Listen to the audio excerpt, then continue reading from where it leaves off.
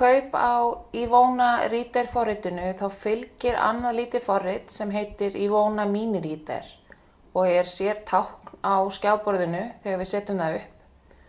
Þegar við smellum á það þá birtist þessi stika og hún liggur ofan á öllu því sem við erum að vinna með á skjánum.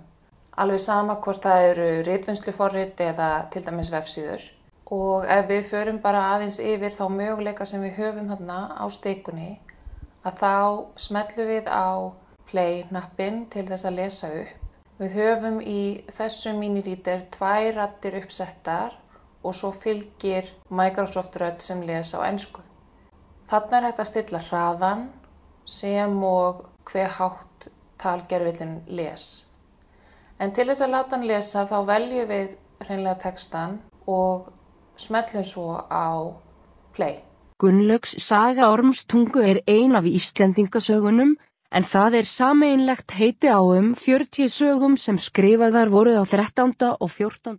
Og við getum leikið okkur með hraðan fram og tilbaka. Ef þörf á, skulum heyra þetta aftur, núna á -4. Gunnlaugs saga Ormstungu ein af Íslendingasögunum en það sameiginlegt heiti á 40 sögum. Það smá munur og það getur verið mikill munur á milli nemenda hvað þeim finnst þægilegt. Við skulum finna okkur öðruvísi texta. Hér eru stuttar setningar sem merktar eru með númerum. Við veljum það og smellum á play. Fyrsti kafli, fyrsti hverjir voru faðir og afi Þorsteins Egilssonar. Annan hvaða eiginleikum var Þorsteinn Egilsson gætur? Þið heyrið að það eitthvað ekki alveg eins og við viljum hafa það.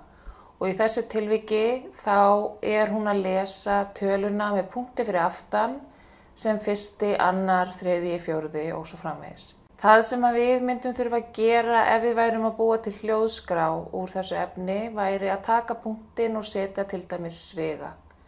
En notendur sem eru að nota mini-readerinn dagsdaglega láta oftast þetta ekki fara í taugarnar á sér.